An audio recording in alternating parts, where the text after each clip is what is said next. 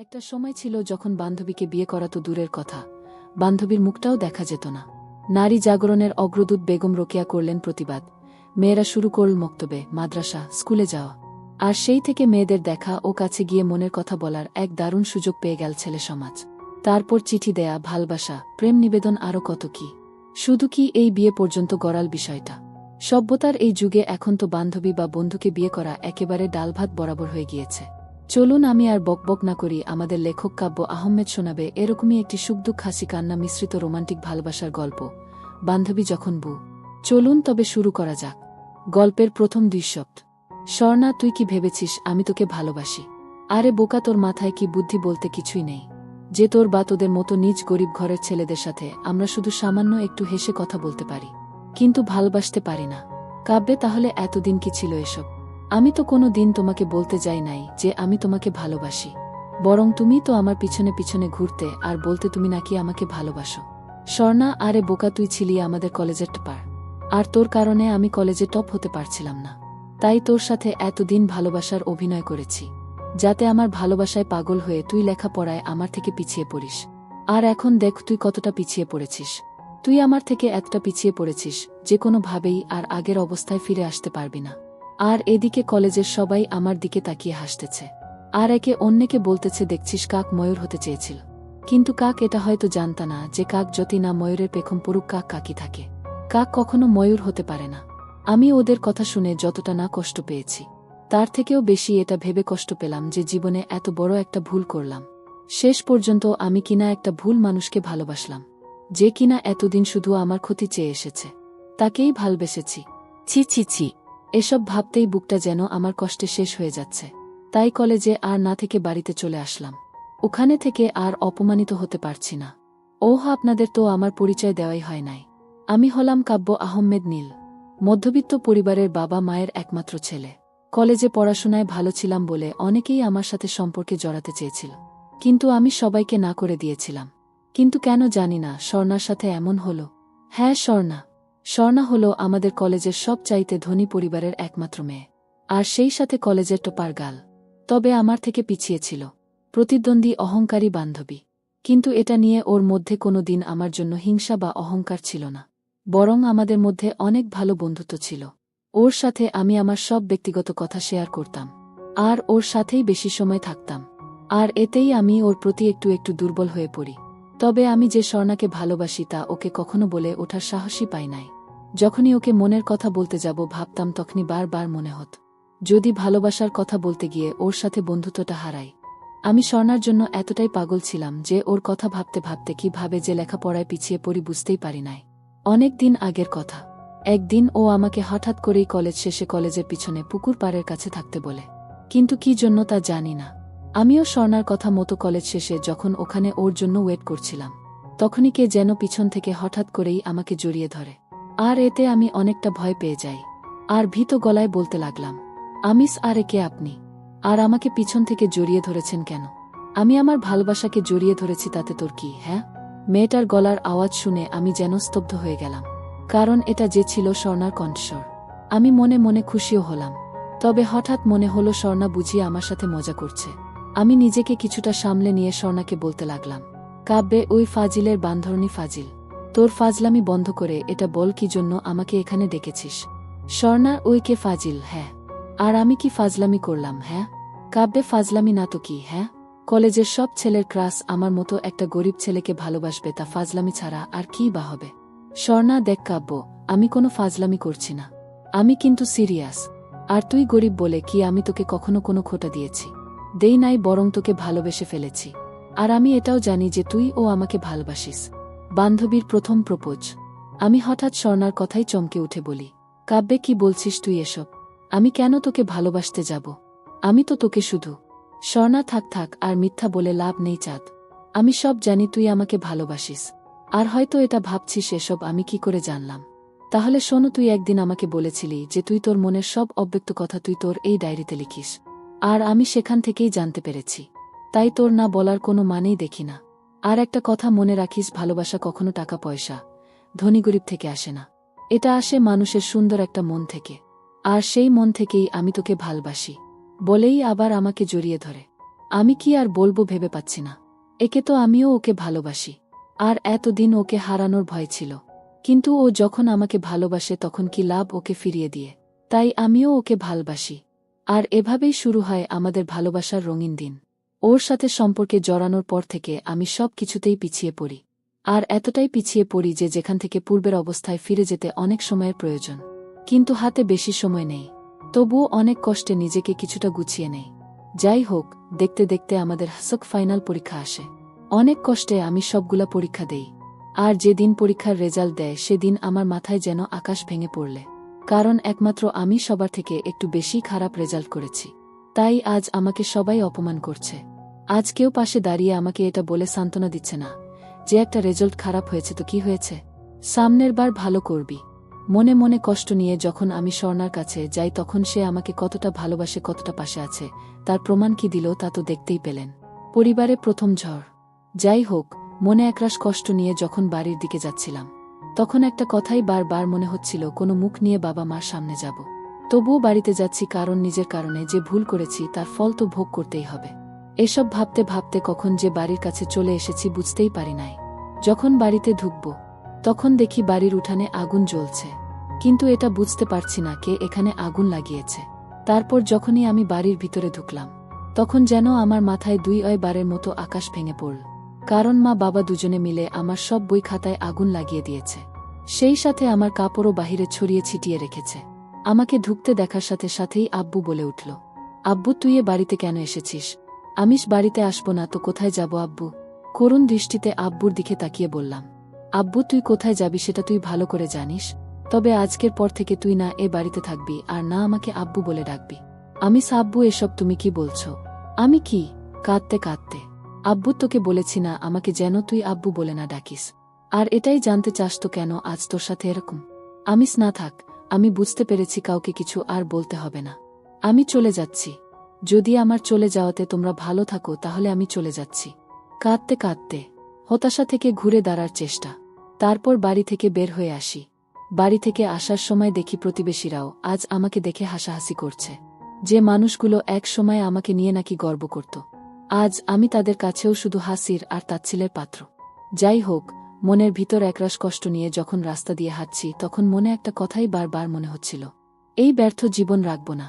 এই ব্যর্থ জীবন রাখার থেকে না রাখাই ভালো। হঠাৎ তখনই মনে পড়ল আমাদের নবী শোট তো কোনো বিপদেই পিছু পা হয় নাই। ইসলামের দাওয়াত দিতে গিয়ে হাজারো কষ্টের সম্মুখীন হয়েছেন, কত কঠিন কঠিন পরীক্ষার সম্মুখীন হয়েছেন। কখনো তো তিনি হতাশ হন নাই, বরং বার চেষ্টা করেছেন। আবার আমাদেরকেও হতাশ না হয়ে চেষ্টা করতে বলেছেন। হ্যাঁ, আমিও চেষ্টা করব, আর অন্যদেরকেও এটা দেখিয়ে দিব। কাব্য পিছিয়ে পড়ার ছেলে নয়। আমি নিজেকে এমনভাবে তৈরি করব যাতে আজ যারা আমাকে অপমানিত করল তারাই যেন একসময় নিজের কাজের জন্য অপমানিত বোধ করবে। আর তাই আমি নিজেকে নতুন রূপে তৈরি করার জন্য সবাইকে ছেড়ে আজ আমি চলে যাচ্ছি। যদি কখনো ফিরে আসি তাহলে নিজেকে প্রতিষ্ঠিত করেই ফিরব। তারপর আমি চলে আসি ঢাকায়। এখানে এসে অনেক কষ্টে একটা থাকার ব্যবস্থা করি। থাকার ব্যবস্থা করার পর মনের ভিতর একটা প্রশ্নই ঘুরপাক খাচ্ছিল, থাকার ব্যবস্থা হলো, কিন্তু টাকা কোথায় পাব? আমার কাছে যা টাকা আছে তা দিয়ে বড় জোর মাত্র 1-5 দিন চলবে। কিছু একটা করতে হবে যাতে নিজের স্বপ্নগুলো আবার শেষ থেকে শুরু করতে পারি।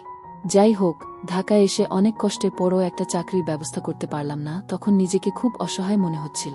ক্রমশ নিজের ইচ্ছার শক্তি হারিয়ে ফেলছিলাম। প্রতিটা মুহূর্ত শুধু এটাই মনে হচ্ছিল, আমি নিজেকে কি আবার প্রতিষ্ঠিত করতে পারব, নাকি আমার স্বপ্নগুলো বালির বাঁধের মতো ভেঙে যাবে। তবুও নিজেকে কিছুটা শান্ত রেখেছিলাম, আর আল্লাহর কাছে একটাই প্রার্থনা করতাম যাতে ভাগ্য কিছুটা সহায় হয়। টিউশন স্যার আমি। তারপর হঠাৎ করেই একদিন বাড়ির মালিকের ছোট ছেলে আমাকে এসে বলে যায় আমাকে নাকি বাড়ির মালিক ডেকে পাঠিয়েছে। মনের মধ্যে একটা অজানা ভয় কাজ করছে। জানি না কাজ জোগাড় করতে পারছি না বলে আবার বাড়ি থেকে বের করে দিবে না। এরকম হাজার চিন্তা মনের মধ্যে ঘুরপাক খাচ্ছিল।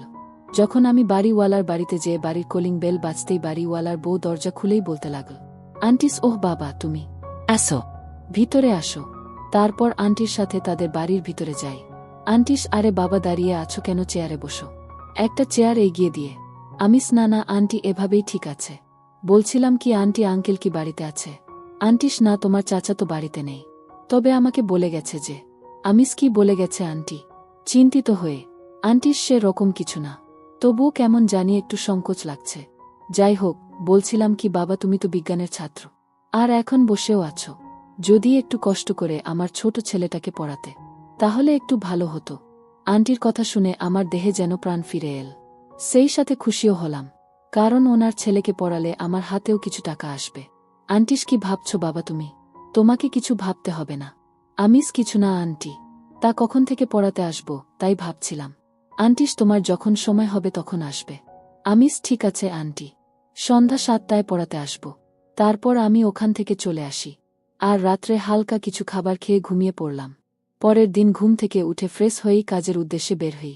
আজকেও অনেক কষ্টে যখন কাজ পেলাম না, তখন হতাশ হয়েই সন্ধ্যার সময় বাড়ির দিকে আসছিলাম। তখনই দেখি একটা লোক চলবে রোমান্টিক প্রেমের গল্প, বান্ধবী যখন বউ, পর্ব 2। গত পর্বে আমরা দেখেছি কিভাবে কাব্য তার বান্ধবীর কাছে ধোঁকার শিকার হয়। মিথ্যে ভালোবাসায় ডুবে মন ও পরীক্ষার রেজাল্ট দুটোই খারাপ হয় তার। বাসায় অনেক ধমক আর অত্যাচারিত হয়েও সে ঘুরে দাঁড়ানোর চেষ্টা করে। শুরু করে নিজের চলার রাস্তা, টিউশনি করে নিজের দায়িত্ব সে নিতে চায়। চলুন আজ দেখি কি হয়। মানব ধর্ম পালন। তারপর আমি ওখান থেকে চলে আসি, আর রাত্রে হালকা কিছু খাবার খেয়ে ঘুমিয়ে পড়লাম। পরের দিন ঘুম থেকে উঠে ফ্রেশ হয়েই কাজের উদ্দেশ্যে বের হলাম। কিন্তু আজকেও যখন কোনো কাজ না পেয়ে হতাশ হয়েই সন্ধ্যার সময় বাড়ির দিকে আসছিলাম, তখনই দেখি একটা লোক রক্তাক্ত অবস্থায় রাস্তার পাশে পড়ে আছে। তাকে এ অবস্থায় দেখে আমি অনেকটাই ভয় পেয়ে যাই। এজন্য আমি দ্রুত ওখান থেকে চলে যেতে ধরলাম। কিন্তু হঠাৎ করেই কেন জানিনা মনে একটা কথাই ভেসে উঠল, যদি লোকটা বেঁচে থাকে তাহলে তো লোকটাকে হাসপাতালে নিলে বাঁচতে পারে। কিন্তু আবার ভাবলাম যদি পুলিশ কেস হয়, আর যদি পুলিশ আমাকেই তার এ অবস্থার জন্য দায়ী করে, তবুও আমার মন আর বিবেক একটা কথাই শুধু বলছিল, মানুষের উপকার করাই মানুষের ধর্ম। এজন্য আমি আর 7-5 না ভেবেই একটা অটো ডেকে লোকটাকে নিয়ে হাসপাতালে চলে যাই। ওখানে নিয়ে যাওয়ার সাথে সাথেই দেখলাম ডাক্তাররা ওনাকে দ্রুত অপারেশন থিয়েটারে নিয়ে যায়। আর এতে আমি একটু অবাকও হলাম, কেননা সাধারণত এরকম কোনো রক্তাক্ত লোককে যদি হাসপাতালে নিয়ে যাওয়া হয় তাহলে ডাক্তাররা বলে আগে পুলিশের পারমিশন নিয়ে আস, আরও কত কি। যাই হোক, ওনাকে ওটিতে নিয়ে যাওয়ার কিছুক্ষণ পরে দেখলাম মুহূর্তে হাসপাতালের চারপাশে পুলিশ ঘেরাও করে রেখেছে, যেন মনে হচ্ছে ভিতরে কোনো সন্ত্রাসী আছে, আর তাকে যেন ধরতে আসছে। পুলিশের একজন অফিসার দেখলাম ডাক্তারদের সাথে কি বিষয় নিয়ে যেন কথা বলছিলেন, আর ডাক্তাররা হাতের ইশার করে আমার দিকে কি যেন দেখিয়ে দিল। আর এতেই পুলিশ অফিসার তাকে আর কিছু না বলেই আমার দিকে ক্ষুধার্ত বাঘের মতো আসছে। আমি ওনার চোখ মুখ দেখে কেমন যেন ভয় লাগছে। বারবার মনে হচ্ছে এই বুঝি আমাকে বলে বাবু মামা বাড়ি চল। পুলিশের সাথে কাঁপতে অফিসার আমার কাছে এসেই বলতে লাগল, অফিসার এই ছেলে তোমার নাম কি? খুব শান্তভাবে, আমি স্যার, আমি কাব্য আহমেদ। অফিসার, তা তুমি স্যারকে কিভাবে চেন? কাব্যে, স্যার আপনার কথা ঠিক বুঝলাম না, আমি আপনাদের কোনো স্যারকে তো চিনি না। অফিসার, সরি স্যার, বলতে আমি বোঝাতে চেয়েছিলাম যে প্রিন্সিপাল স্যার মানে যাকে তুমি হাসপাতালে নিয়ে এসেছো তাকে কি তুমি কোনো ভাবে চেন? কাব্যে, না স্যার, ওনাকে তো আমি চিনি না, আমি রাস্তায় ওনাকে রক্তাক্ত অবস্থায় পড়ে থাকতে দেখে এখানে নিয়ে এসেছি।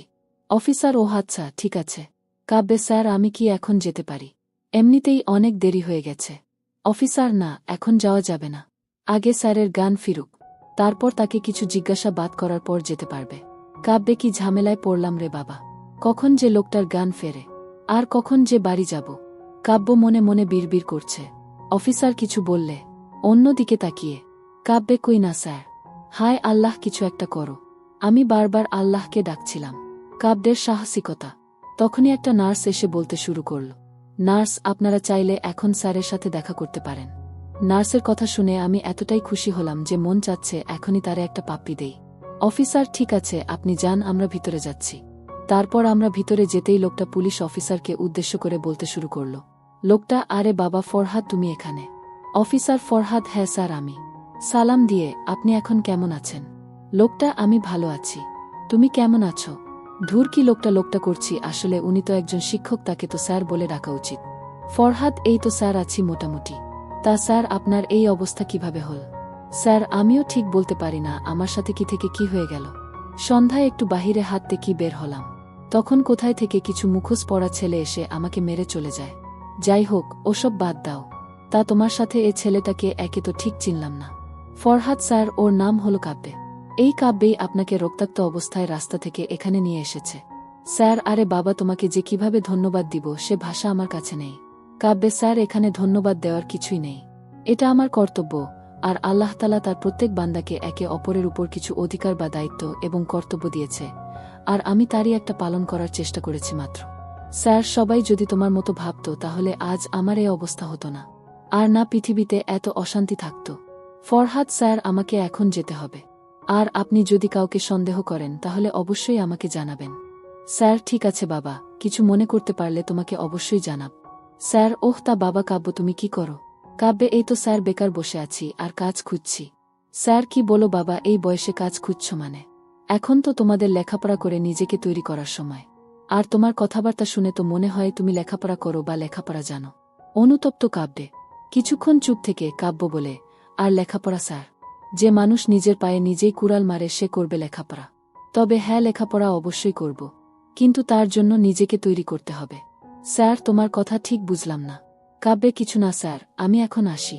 স্যার, তা তুমি কতদূর পড়েছ? কাব্যে, এই তো স্যার ইন্টার পরীক্ষা দিয়েছি। স্যার, তা তোমার রেজাল্ট কি? কাব্যে, 4.50 স্যার। রেজাল্টের কথা বলতেই আমার মনটা আবার খারাপ হয়ে গেল। তবুও মাথা নিচু করে বললাম, স্যার, ওহ তা তোমার SSCর রেজাল্ট কি ছিল? কাব্যে, গোল্ডেন A+। বিজ্ঞান থেকে। স্যার, কিহ গোল্ডেন পেয়েছিলে আর ইন্টারে এত খারাপ রেজাল্ট করলে কিভাবে? অবাক হয়ে কাব্যে, ওই যে স্যার বললাম না, নিজের পায়ে নিজেই কুড়াল মেরেছি, আর সেজন্য আজ আমি পরিবার থেকে আলাদা হয়েছি। যাই হোক স্যার, আমার কথা বাদ দিন, আমাকে এখন যেতে হবে, আর কালকে আবার কাজের খোঁজে বের হতে হবে। স্যার, স্যার, কি যেন ভাবছে। কাব্যে, আসি স্যার। এই বলে আমি যখনই রুম থেকে বের হতে যাব তখনই স্যার বলে উঠলেন, স্যার, তা তুমি কি আর পড়তে চাও না? পিছন ফিরে বলতে লাগলাম, কাব্যে, পড়তে তো চাই স্যার, কিন্তু পড়ব কিভাবে বলুন? সামান্য যে আমি কলেজের চয়েস দিব তার টাকাই আমার কাছে নেই, সেখানে কিভাবে অন্য কলেজে ভর্তি হব? স্যার, যদি তুমি পড়তে চাও তাহলে তোমাকে আমি আমার কলেজে ভর্তি করাতে পারি। কাব্যে, স্যার করুণা করছেন নাকি? আমি আপনার জীবন বাঁচিয়েছি বলে তার প্রতিদান হিসাবে আমাকে আপনি আপনার কলেজে ভর্তি করানোর কথা ভাবছেন? স্যার, যদি এটা ভেবে থাকেন তাহলে ভুল ভাবছেন। আমি কখনো অন্যের উপকার করে তার থেকে সেই উপকারের প্রতিদান নেই না। আর যদি করুণা করার কথা ভাবেন তাহলে তো আমি কোনো দিনও আপনার সেই করুণার ভার নিতে পারব না। আসি স্যার, আর আমার কথায় যদি মনে কষ্ট পেয়ে থাকেন তাহলে মাফ করবেন, দুঃখিত। স্যার, তুমি ভুল ভাবছ বাবা, আমি তোমাকে করুণা বা তুমি আমাকে যে উপকার করেছ তার প্রতিদান দিতে চাচ্ছি না। আমি তোমার কথা শুনে বুঝতে পারছি তোমার মনের ভিতর খুব বড় একটা কষ্ট লুকিয়ে রয়েছে, যার কারণেই হয়তো তুমি পরীক্ষার খারাপ রেজাল্ট করেছ। আর হয়তো তুমি ভাবছ আমি আমার উপকারের প্রতিদান দেওয়ার জন্য তোমাকে আমি আমার কলেজে ভর্তি করাতে চাচ্ছি, কিন্তু তাও না। আমি তোমার ভিতর কিছু একটা করার ইচ্ছার যে প্রবণতা আছে তা দেখতে পাচ্ছি, বিধায় আমি ভাবলাম তোমাকে আমার কলেজে ভর্তি করাবো। এখন ভেবে দেখো তুমি তোমার লক্ষ্যতে এগিয়ে যেতে চাও নাকি বাকি সব দুর্বলদের মতো পিছিয়ে পড়তে চাও? স্যারের এসব কোনো কথাই আমার মাথা বা মনকে ছুতে পারল না, কিন্তু একটা শব্দ, দুর্বল, হঠাৎ এই শব্দটা কেমন যেন রাগ আর জেদ ধরিয়ে দিল। কাব্যের নিঃশব্দ আর্তনাদ। আমার কেন যেন চিৎকার করে বলতে ইচ্ছা করছে, আমি দুর্বল নেই, দুর্বল নেই। তখন মনের ভিতর একটা কথাই উকি দিল, প্রত্যেক মানুষ তার ভুল শুধরানোর একটা সুযোগ পায়, আর আমি যখন একটা সুযোগ পেয়েছি তখন এটা হাত ছাড়া করা আমার জন্য একটা বোকামি। কিন্তু আমি কি কারো করুণা নিচ্ছি? স্যার, কি হলো বাবা, এত কি ভাবছ? কাব্যে, কিছু না স্যার। স্যারের কথায় আমার ভাবনার ছেদ ঘটল। ভাবছিলাম আমি আপনার কলেজে ভর্তি হব, তবে আমার একটা শর্ত আছে। স্যার, কি শর্ত?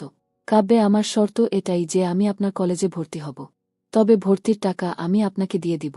স্যার, ও এই কথা? আচ্ছা, তোমার যা ইচ্ছা। আগামীকাল তুমি কলেজে যাবে, আর আমি কলেজে তোমার কথা ফোন করে বলে দিব। কাব্যে, আচ্ছা ঠিক আছে, ধন্যবাদ স্যার। স্যার, এখানে ধন্যবাদ দেওয়ার মতো আমি কিছুই করি নাই, আর তুমি তো বললে মানুষ হয়ে মানুষের উপকার করাই ধর্ম। কাব্যে, তবু স্যার, আপনি হয়তো জানেন না আজ আমার মাথা থেকে কত বড় একটা চিন্তার বোঝা নেমে গেল। যাই হোক স্যার, আমি এখন আসি। স্যার, ঠিক আছে, সাবধানে যাও। ছেলেটার সাথে মনে হয় আমার মতোই কিছু একটা হয়েছে, তা না হলে যত খারাপ রেজাল্টই করুক না কেন কোনো বাবা মাই তাদের সন্তানকে নিজেদের থেকে দূরে ঠেলে দেয় না। বলেই একটা দীর্ঘশ্বাস ফেললেন। মনে মনে কথাগুলো ভাবল, স্যার, আজ আমার খুব খুশি লাগছে। আজ যদিও একটা কাজও পেলাম না, তবে আল্লাহ তাআলা আমাকে আজ যা দিয়েছেন তা আমার কাছে এতটাই দামি যা বলার মতো না। যাই হোক, অনেক রাত হয়েছে, তাই আর কোনো কিছু না খেয়েই ঘুমিয়ে পড়লাম। পরের দিন সকালে ঘুম থেকে উঠে ফ্রেশ হয়ে 2টো বিস্কিট খেয়ে কলেজের সব কাগজ নিয়েই কলেজের দিকে একটু তাড়াতাড়ি বের হয়ে গেলাম। এখন কি করব বলেন তো? আর আমি বাবার হোটেলে থাকি না, এখন নিজেকেই নিজের জন্য সব করতে হয়। First day Ed college. যাই হোক, প্রায় আধা ঘন্টা পর আমি স্যার যে কলেজের প্রিন্সিপাল সেই কলেজে পৌঁছে যাই। কলেজের ভিতর যাওয়ার সাথে সাথেই দেখি কলেজের ছেলে মেয়েরা আমার দিকে অবাক হয়ে তাকিয়ে আছে, আবার কেউ কেউ আমার দিকে তাকিয়ে হাসছে, হয়তো আমার পোশাক দেখে। আমি সেদিকে খেয়াল না দিয়ে কলেজের অফিস রুমের দিকে যেতেই হঠাৎ করেই কিছু একটার সাথে ধাক্কা খেয়ে পড়ে গেলাম। আর এদিকে পুরো কলেজে হাসির রোল পড়ে গেল। হে আল্লাহ, আমি কি কোনো পিলারের সাথে ধাক্কা খেলাম নাকি? কিন্তু পিলারের সাথে ধাক্কা খেলে তো আমার ব্যথা পাওয়ার কথা, তাহলে আমি শুধু মাটিতে পড়ে গেলাম কিন্তু ব্যথা পেলাম না কেন? ব্যাপারটা কি? তাই মাটি থেকে উঠতে উঠতে সামনে তাকাতেই দেখি একটা মেয়ে। শুধু মেয়ে বললে ভুল হবে, যেন একটা নীল পরী। আমার সামনে রাগী লুক নিয়ে দাঁড়িয়ে আছে। তার আমার দিকে তাকিয়ে থাকা দেখে মনে হচ্ছে আমাকে যেন চিবিয়ে খাবে। তাই পরিস্থিতি সামলে নিতে আমি মাথা নিচু করে সরি বলতেই ঠাস ঠাস। বুঝতে পারলেন না মেয়েটা আমাকে চোর মেরেছে। আর এত জোরেই চোর মেরেছে যে মনে হচ্ছে আমার সব কয়টা দাঁত বের হয়ে যাবে। চোরে মেরেই বলতে লাগল, মেয়েটার কোথা থেকে যে এসব খ্যাত লুচ্চা ছেলে আমাদের কলেজে আসে আল্লাহই জানে। কাব্যে দেখুন আপু, আমি ইচ্ছা করে। মেয়েটা ওই খ্যাতের বাচ্চা খ্যাত, এটাই বলতে চাচ্ছিস? তুই ইচ্ছা করে আমার সাথে ধাক্কা খাস নাই? তোদের মতো ছেলেদের আমার খুব ভালো করেই চেনা আছে। আমাদের মতো বড় ঘরের সুন্দরী মেয়ে দেখলেই ধাক্কা খেতে মন চায় না। এরকম আরও অনেক বাজে কথা বলে সে চলে যায়। আর আমি মাথা নিচু করে সব সহ্য করে নিলাম। আমি চাইলেই মেয়েটার প্রত্যেকটা কথার জবাব দিতে পারতাম, কিন্তু না, আমি তা করলাম না। কারণ আমি আমার জীবনে মেয়েদের সাথে কোনো সমস্যা বা কোনো সম্পর্কে জড়াতে চাই না। যাই হোক, তারপর আমি অফিস রুমে গিয়ে এক স্যারের কাছ থেকে সহকারী প্রিন্সিপালের রুমের ঠিকানা নিয়ে প্রিন্সিপালের রুমের কাছে গিয়ে দরজায় নক করতেই প্রিন্সিপাল কামিন। কাব্যে ধন্যবাদ স্যার। সালাম দিলাম। প্রিন্সিপাল, তোমাকে তো চিনতে পারলাম না। কাব্যে স্যার, আমাকে প্রিন্সিপাল স্যার পাঠিয়েছেন। প্রিন্সিপাল, ওহ তুমি তাহলে সেই কাব্যে। গতকাল রাতে স্যার আমাকে সব বলে দিয়েছেন। আর আমি সব কিছু প্রায় ঠিক করে রেখেছি। তা তুমি কি তোমার সব কাগজপত্র নিয়ে এসেছ? কাব্যে হ্যাঁ স্যার, নিয়ে এসেছি। মাথা নিচু করে বললাম, এই নিন। তারপর স্যার আমার সব কাগজ নিয়ে বলতে লাগলেন, প্রিন্সিপাল, তুমি আগামীকাল থেকে কলেজে আসতে পারো, আর তোমার রোল হল। তারপর আমি স্যারকে আবার সালাম দিয়ে মাথা নিচু করে কলেজের বাহিরে চলে আসি। কলেজ থেকে বাড়িতে ফিরে চলবে।